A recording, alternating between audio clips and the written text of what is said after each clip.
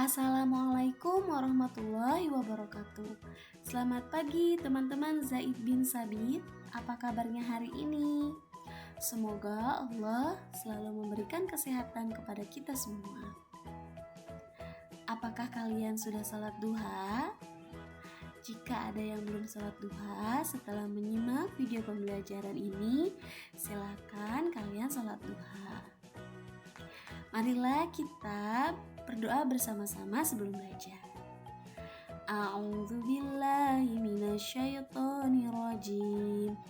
Bismillahirrahmanirrahim. Raditu billahi rabba wa bil islami dina wa bi Muhammadin nabiyyan wa rasula. Rabbi zidni ilman warzuqni fahman. Terima kasih sudah berdoa bersama-sama. Teman-teman, pada tanggal 17 Agustus kemarin, Indonesia sudah merayakan hari kemerdekaan yang ke-76. Tapi apakah kalian tahu bagaimana proses kemerdekaan itu?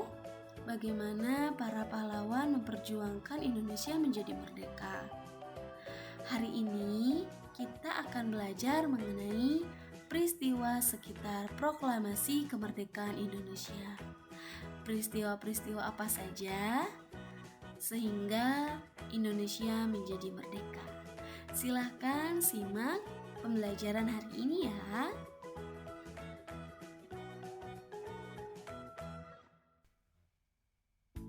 Peristiwa yang pertama yaitu menyerahnya Jepang kepada sekutu.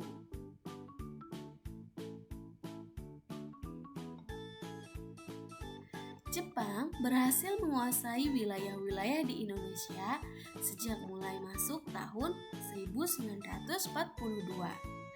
Pada akhir tahun 1944, kedudukan Jepang mulai goyah karena pangkalan Jepang di Kwajalein atau Kepulauan Marshall berhasil direbut tentara sekutu. Akibatnya, Perdana Menteri Tojo jatuh dan Jenderal Koiso Kuniaki kemudian ditunjuk sebagai penggantinya. Apa kalian tahu sekutu itu siapa? Dari negara mana? Betul, sekutu itu yaitu negara Amerika Serikat. Jadi, Jepang itu direbut oleh tentara sekutu yaitu tentara Amerika Serikat. Kemudian pada tanggal 6 Agustus 1945, kota Hiroshima dan Nagasaki dibom atom oleh Amerika Serikat. Mungkin teman-teman sudah pernah mendengar ceritanya bagaimana Amerika Serikat melakukan bom atom kepada kota Hiroshima dan Nagasaki. Kemudian, pada tanggal 12 Agustus 1945, Jenderal Trauchi atau pemimpin pasukan Jepang memanggil Insinyur Soekarno, Dr. Andos Muhammad Hatta, dan Dr. Rajiman Widyodiningrat ke Dalat, Vietnam. Nah, pada pertemuan ini, Jepang membolehkan Indonesia untuk merdeka. Karena Jepang itu sudah kalah karena diserang oleh sekutu, jadi Jepang itu meminta bantuan Indonesia dengan mengiming-imingi bahwa Indonesia itu boleh merdeka. Akhirnya Jepang itu memanggil ketiga tokoh tersebut untuk mengadakan pertemuan sehingga Jepang itu membolehkan Indonesia untuk merdeka. Padahal Jepang itu meminta bantuan agar Jepang tetap menduduki Indonesia. Akhirnya, Jepang menyerah kepada sekutu pada tanggal 14 Agustus 1945.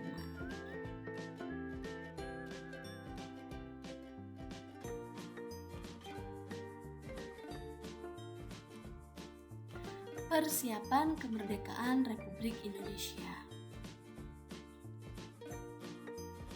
Pada tanggal 1 Maret 1945, Jepang membentuk Badan Penyelidik Usaha-Usaha Persiapan Kemerdekaan atau yang disebut dengan BPUPKI atau Dokuritsu Jumbi Chosakai yang diketuai oleh Dr. Rajiman Widyodiningrat. dan jumlah anggotanya 64 orang yang membahas tentang perumusan dasar negara Indonesia dan rancangan hukum dasar atau rancangan undang-undang dasar. Kemudian, pada tanggal 7 Agustus 1945, BPUPKI itu dibubarkan. Sebagai gantinya, dibentuklah Panitia Persiapan Kemerdekaan Indonesia PPKI atau Dokoritsu Junbi Inkai dengan Insinyur Soekarno ketuanya yang membahas tentang mengesahkan rumusan dasar negara dan perangkat kenegaraan Republik Indonesia. Jadi sebelum kemerdekaan, Jepang itu membentuk BPUPKI dan PPKI.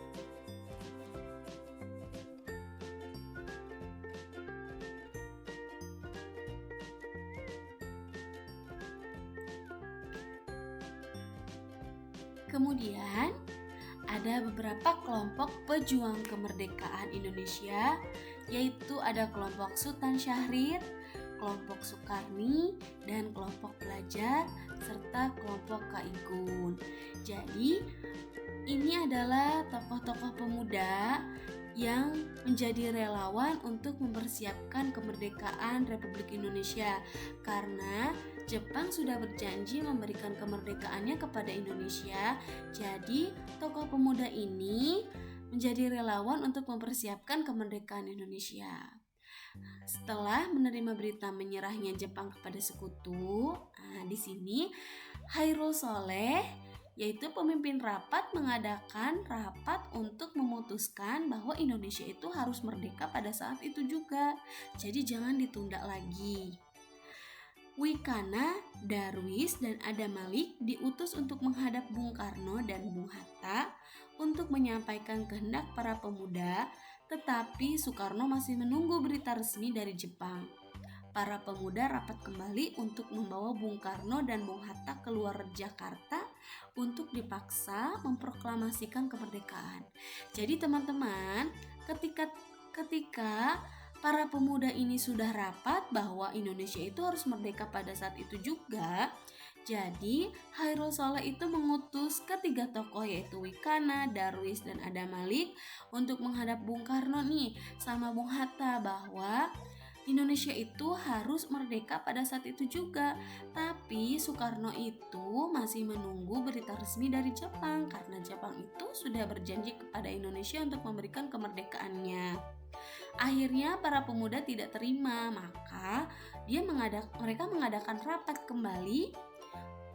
Akhirnya Bung Karno dan Bung Hatta harus dibawa keluar Jakarta untuk dipaksa memproklamasikan kemerdekaan. Kira-kira ada yang tahu dibawa kemana Soekarno dan Hatta itu? Baiklah, kita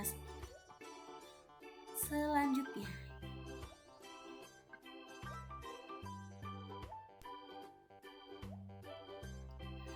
Peristiwa Rengas Dengklok.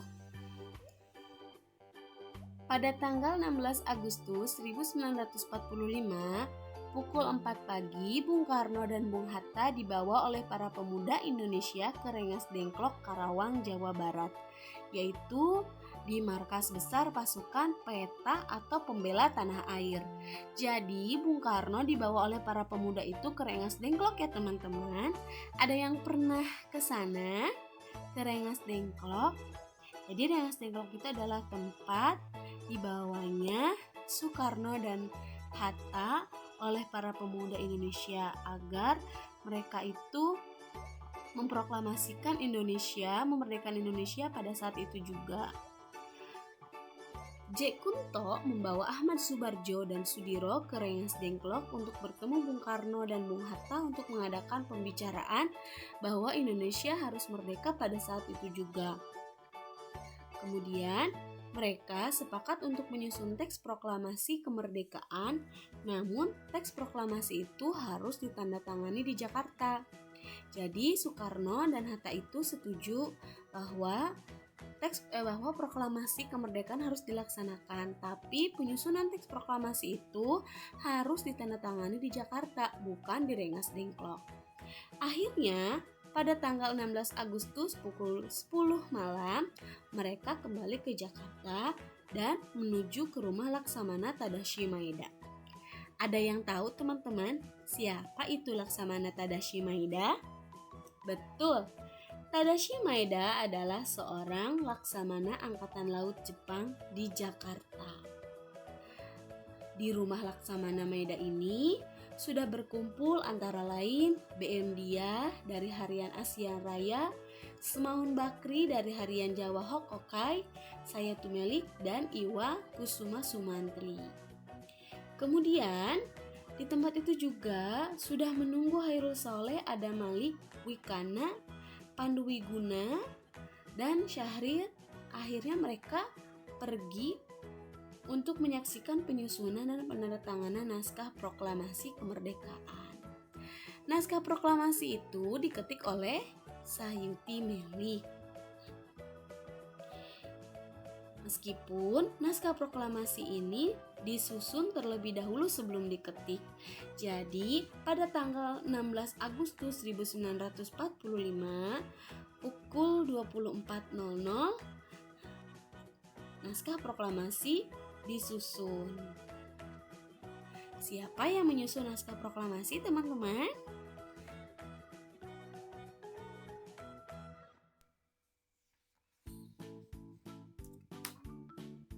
Penyusunan naskah proklamasi.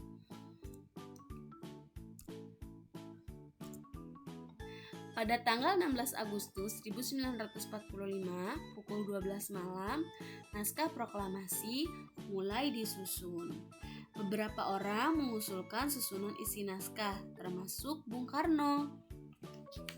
Kemudian, setelah mengalami perubahan dan perbaikan, naskah proklamasi itu akhirnya disetujui.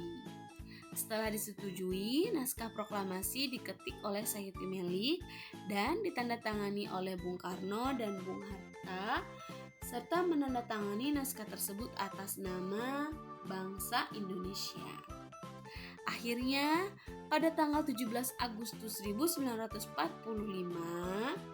pukul 5, dibahas pula tempat dan waktu pelaksanaan proklamasi. Akhirnya, para pemuda itu mengusulkan proklamasi akan dilaksanakan di lapangan Ikada. Namun, Bung Karno menyarankan proklamasi itu dilaksanakan di Jalan Pegangsaan Timur nomor 56 Jakarta. Pelaksanaannya pukul 10 waktu Indonesia Barat. Akhirnya saran itu pun diterima. Jadi pada tanggal 17 Agustus 1945, akhirnya Insinyur Soekarno memproklamasikan kemerdekaan Indonesia di Jalan Pegangsaan Timur nomor 56 Jakarta. Alhamdulillah teman-teman, jadi Indonesia merdeka pada tanggal 17 Agustus 1945 setelah melewati beberapa peristiwa-peristiwa.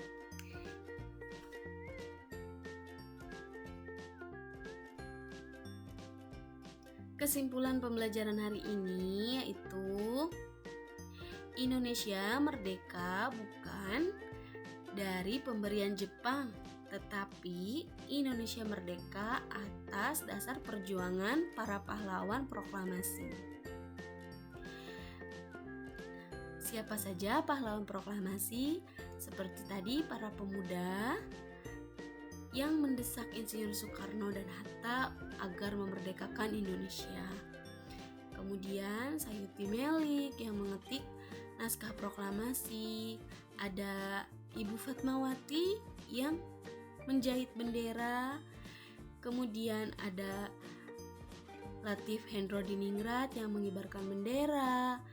Masih banyak lagi teman-teman, termasuk Bung Karno dan Bung Hatta yang menandatangani teks proklamasi, dan Bung Karno yang membacakan teks proklamasi. Sikap kita sebagai warga negara Indonesia yaitu menghargai perjuangan para tokoh pahlawan, karena tanpa mereka kita tidak bisa hidup sampai sekarang. Adapun cara menghargai para pahlawan, yaitu dengan mencintai tanah air, kemudian memiliki jiwa kepahlawanan, serta berjiwa besar, mendahulukan kepentingan umum daripada kepentingan diri sendiri. Itulah cara menghargai para pahlawan.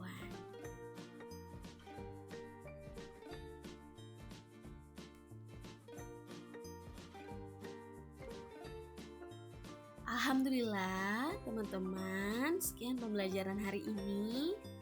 Terima kasih sudah menyimak pembelajaran hari ini. Jika ada yang belum paham, boleh bertanya melalui WhatsApp. Silahkan dibaca lagi bukunya agar teman-teman semakin paham. Jangan lupa tuliskan di kolom komentar jika kalian sudah menyimak. Tidak hanya menyimak tetapi ditulis juga agar teman-teman bisa belajar kembali dan mengulang pembelajaran hari ini. Marilah kita sama-sama membaca doa penutup majelis. Subhanaka Allahumma wa bihamdika asyhadu alla ilaha illa anta astaghfiruka wa atubu ilaik. Tetap semangat terus ya teman-teman. Wassalamualaikum warahmatullahi wabarakatuh.